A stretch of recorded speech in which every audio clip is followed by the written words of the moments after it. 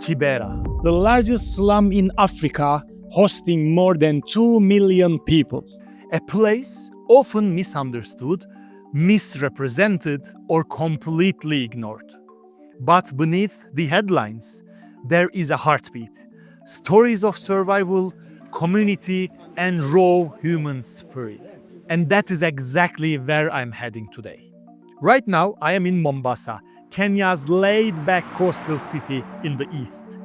In just a few moments, I will be catching a train straight to Nairobi, from the beach to the capital and into the soul of Kibera. Let's begin. Alright. Hello everyone, welcome to the next video. I'm Anil. I'm traveling around the world for the last 8 years, and today I am in the 5th country of my 2 years long Africa trip. And right now I'm in Mombasa, the second biggest city in Kenya, and we will take a train to the capital of Kenya, Nairobi. This is the oldest train route in Africa, and it is passing by probably the biggest national parks in Kenya. So it is also kind of safari train trip, and I'm really excited to take this approximately 6 hours long trip. And I'm in the taxi. We are going to the train station.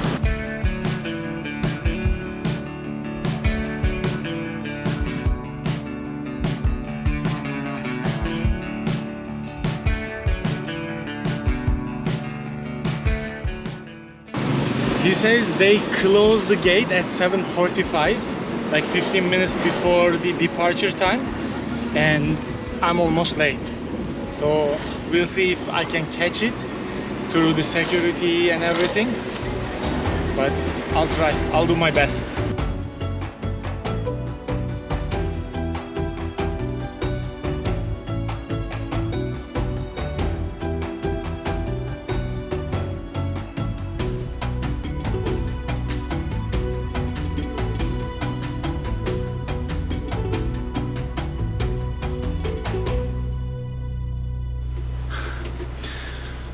I have a Swiss Army knife in the bag, and they checked it twice, open the bag, show it, and tell them like, oh, I'm a traveler, I need this. I don't have any intention to harm anyone. Oh. Going down. Behind the lift. Woo, managed, I think. So I wasted so much time, and then I came to the last security and they said, oh, I need my ticket printed. I went back, I got to the ticket office and printed. It is just nonsense. Salama. Habari yako? I don't know which couch. Yes.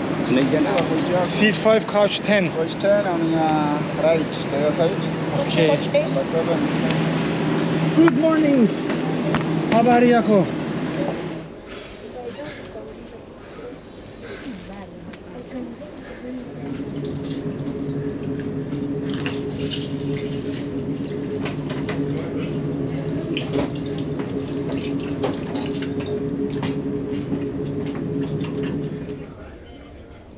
I catch the train like in the last 2 minutes, but I managed it despite all the checks and everything. So in the first stop, which was just now, I did something I always do in those kind of vehicles. So I went outside to clean this part of the window to take a good pictures and videos, but the soldiers with big weapons whistled and started running on me because they said it is forbidden to touch the train from outside. But I cleaned this part from inside and out, so I'm expecting to see some beautiful animals and take some beautiful videos. I have one water. How much is it?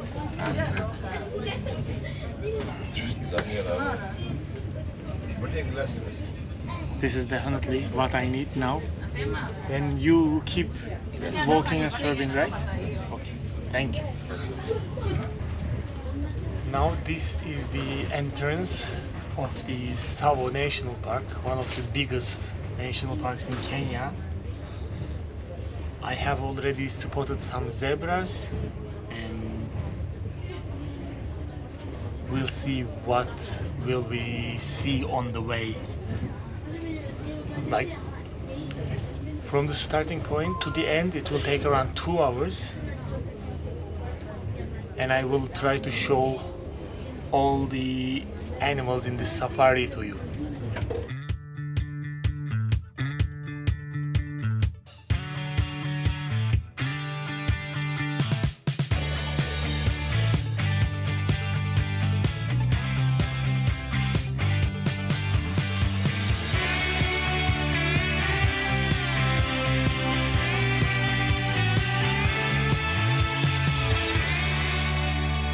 I asked him if they have coffee, and he said you have white coffee, Yeah, white coffee. which is water and milk. Hot water and milk.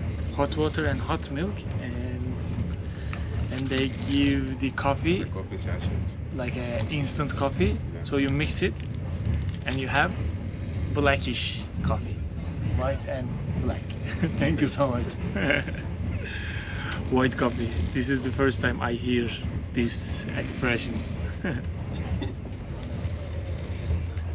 And there is something really interesting to me. The pack, the instant coffee pack, has 3 big packs of sugar. Each is 5 grams and like in total 15 grams of sugar. They love sugary and sweet things, and this is their normal in Africa.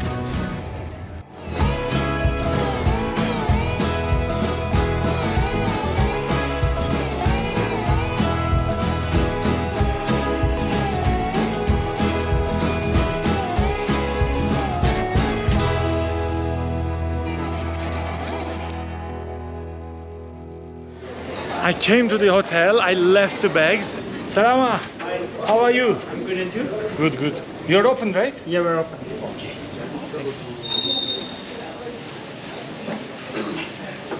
Smoky, oof. Oof, oof, oof, oof, oof. This is an Indian grill restaurant. So they make kebabs as we do in Turkey.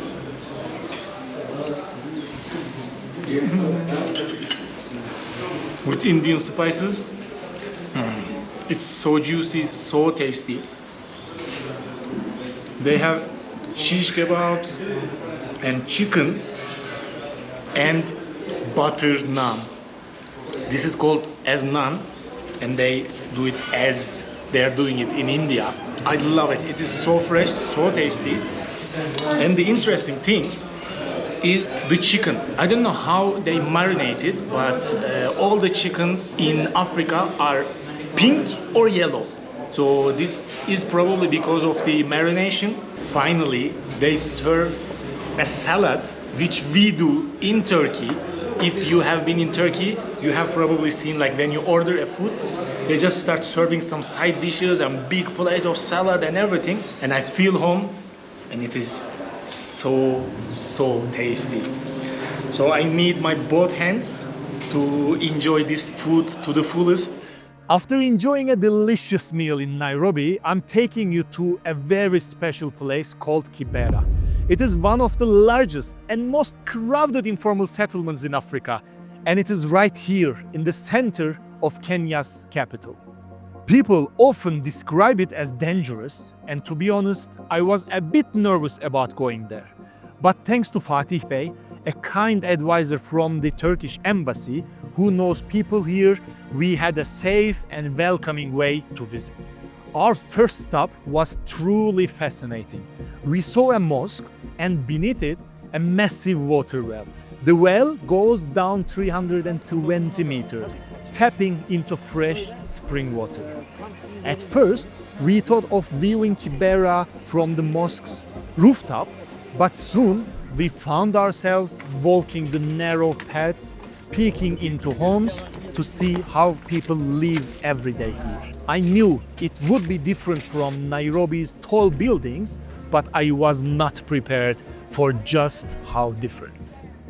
So now let me tell you a bit about Kibera's history. It began around 1980, when soldiers and workers from Nubia were given land to settle in a forest just outside what was then the new city, Nairobi. Over the last century, Kibera has grown immensely, and also Nairobi, so now it is right in the center and fully part of the city. The population here is often debated. Some say million, but experts estimate around 2 million people live in Kibera. It is incredibly dense and still increasing. Many different ethnic and cultural groups from all over Kenya live together in this space. Life here is incredibly tough. Most homes are made of mud walls and have roofs of corrugated tin. They are typically around 12 feet by 12 feet, like 3 meters to 3 meters, yet the rent is around 700 Kenyan shillings per month, which is about $7.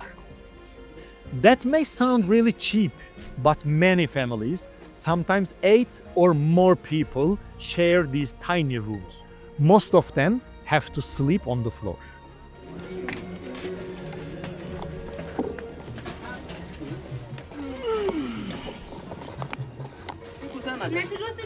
Karibu, karibu. Thank you. Hello. Welcome.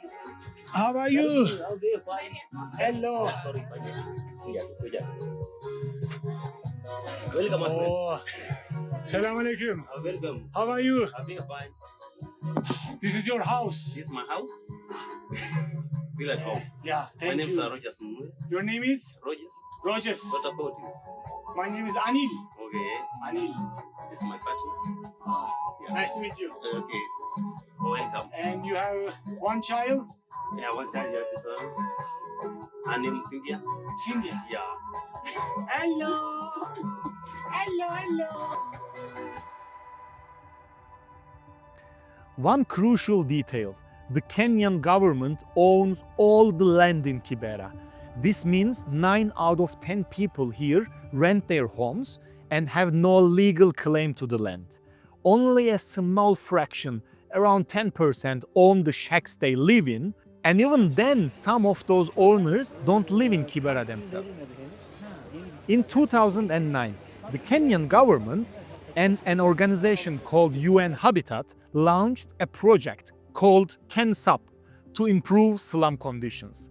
The plan was to demolish the old shacks and build new apartment buildings.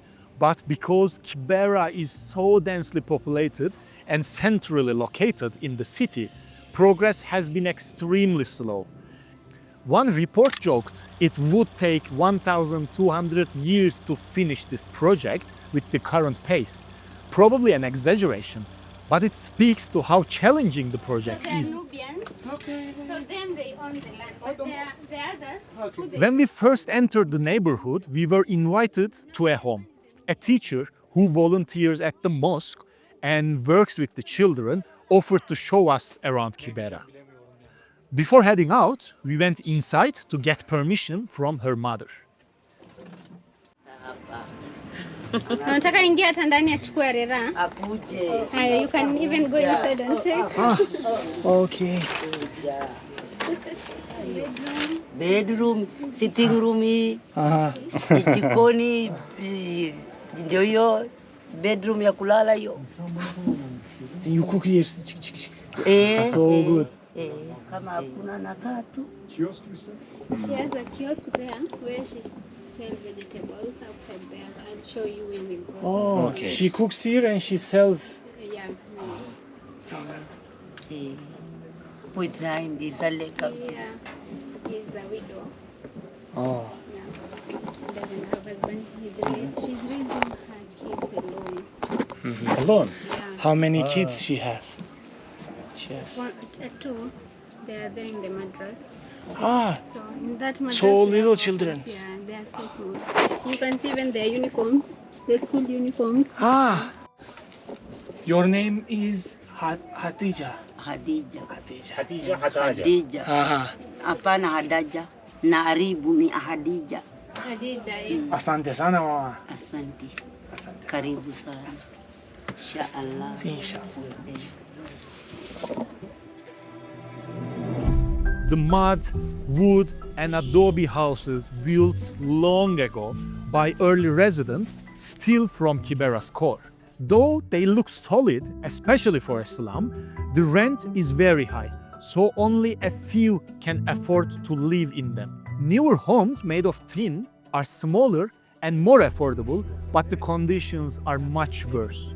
Interestingly, many of the older wooden and adobe homes are strong enough to support an added tin floor on top, which contributes to Kibera's rising population density. Cleanliness is a serious issue here. Toilets are often shared between up to 10 households.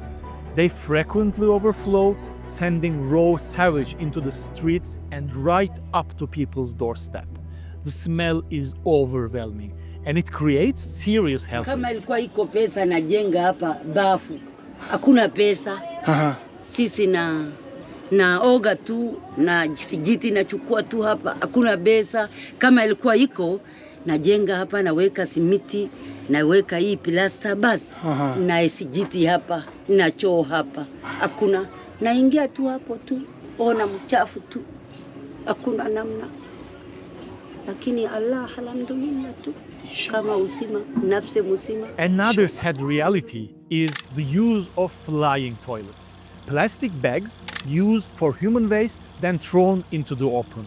It is a makeshift solution, but one with dangerous consequences. Do they have running water here? No. Iko na maji hapa? Maji.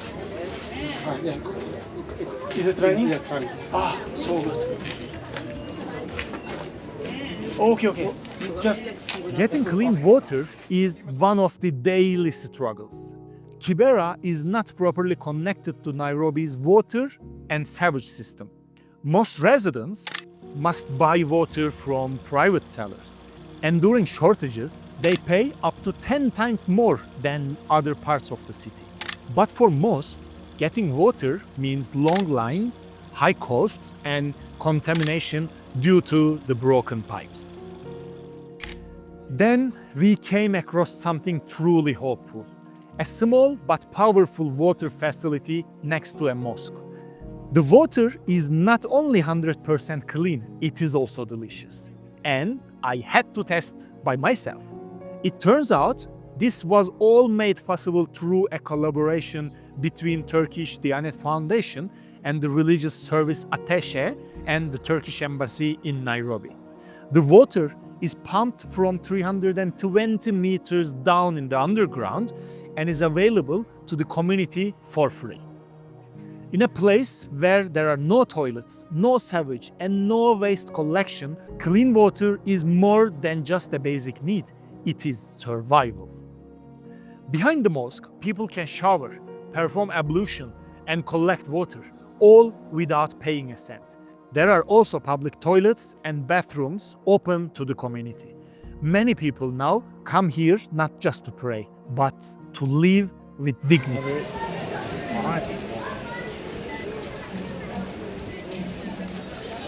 Despite all of these, the people here are incredibly resilient and resourceful. You will find small shops everywhere, selling fruits, vegetables, clothes, and everyday items. Many others work as tailors, hairdressers, food vendors, and even artists who carve bones and wooden objects. People hustle to survive, but still, around half of Kibera's population is unemployed.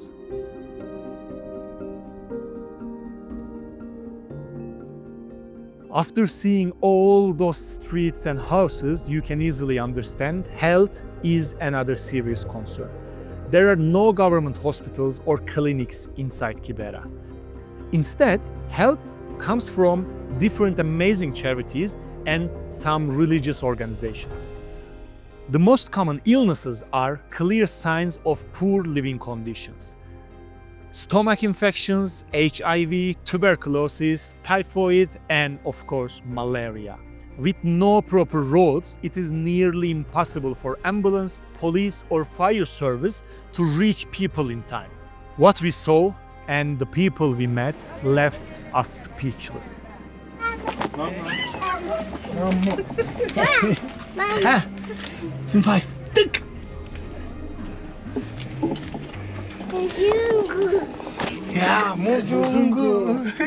Education is another huge challenge. It is heartbreaking, but about 60% of children in Kibera do not attend proper schools because their families cannot afford it and they have to work to survive. And those who do, they're often in overcrowded classrooms where one teacher might have to teach up to 100 students. Family life is often difficult. Many couples don't get married, and it is not uncommon for fathers to leave. Unplanned pregnancies are frequent, partly due to changa, a cheap homemade alcohol that can be extremely dangerous, sometimes even toxic. Substance abuse is a major issue. People start using drugs or sniffing glue to escape their daily hardship. But addiction brings even more problems: violence, crime, and despair. Lastly, we return to the home of the teacher's mother. She raised 2 sons and 4 daughters completely on her own. Now she lives with her 4 daughters and is doing her best to protect them from the harsh life around them. If we could get a job, perhaps naomba kama be naweza happy, pata yeah. kazi hata moja hata wili even kama one, she will appreciate. nashukuru. Even one. Even one. Alafu She told us if even one of the daughters can find a job, everything could change. We took her contact details before leaving the house. I don't know if you have ever seen a place like this or even a video about it, but I would really love to hear how it made you feel. Please share your thoughts in the comments with me and let's talk about this. My visit to Kibera was not just about seeing poverty. It was about witnessing unbreakable human strength. It makes you stop and think about your own life, your own privileges, and what truly matters. This was not a trip to a dangerous neighborhood. It was a rare chance to see how hundreds of thousands of people fight to survive and protect their families every single day. I feel deeply thankful for this experience, and I am grateful you joined me. If you feel you want to do something for these people, please make your own research, find your own trusted charity, and you can start donating. But please make sure you will find a trustworthy charity and your money will go directly to them. I'm in the second largest city of Kenya, which is called Mombasa. I sit here. Yes. Then you crush coconut, you squeeze, Oh, you get coconut milk. Kurugushi Osman. I love Aziza. I love Faria. I love Fatuma Gulu. This is the first time I see a camel. Portuguese came and took and steal everything. Yuchu cut. How does it make you feel? This brings a feeling of no more worries, no more pain. Does it make you low or High. more energetic? And thank you so much for watching the video all the way through. Don't forget to subscribe down here so you don't miss the upcoming episodes from Africa. I will be uploading 2 new episodes every week.